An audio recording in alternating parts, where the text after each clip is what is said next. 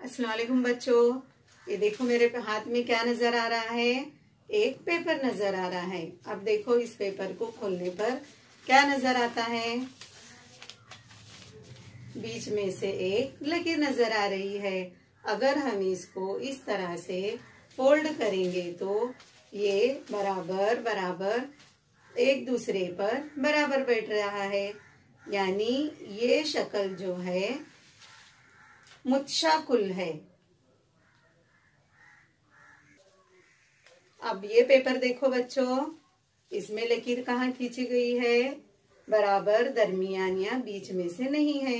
अगर हम इसको फोल्ड करेंगे तो इसके हिस्से एक दूसरे पर बराबर नहीं बैठते, यानी ये शक्ल मुत्शाकुल नहीं है। तो आज हम लोग जमात सुवम में मुत्शाकुल ये सबक की कुछ मिसालें देखेंगे। किसी शक्ल के बनने वाले दो हिस्से एक दूसरे पर पूरी तरह मुंतबिक होते हैं, तब वो शक्ल मुत्शाकुल शक्ल होती है। जैसे इस शक्ल में बताया है, बराबर बीचों बीच से लकीर है। किसी शक्ल के बनने वाले दो हिस्से एक दूसरे पर पूरी तरह मुंतबिक नहीं होते, वो मुत्शाकुल शक्ल नहीं होती, जैसे इस शक्ल में बताया है। जिल की शक्लों का मुशाहिदा करेंगे।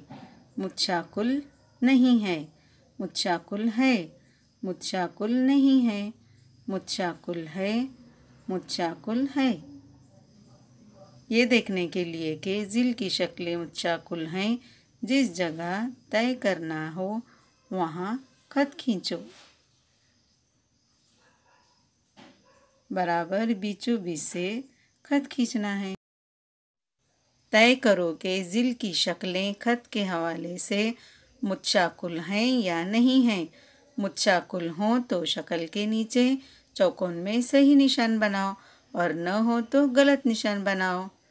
पहली शक्ल मुत्शाकुल है, दूसरी मुत्शाकुल है, मुत्शाकुल नहीं है, मुत्शाकुल है, मुत्शाकुल नहीं है, मुत्शाकुल है। दिए हुए नुक्तेदार खत से मुत्शाकुल होने वाली और मुत्शाकुल न होने वाली शक्लों का मुशाहिदा करो। मुत्शाकुल नहीं है, मुत्शाकुल है यानी बराबर दो हिस्से होते हैं। मुत्शाकुल नहीं है, मुत्शाकुल है। यादा दर्जे झील मुत्शाकुल शक्लों में दो एकसान निस्फ हिस्सों में दो मुख्तलिफ रंग भरो।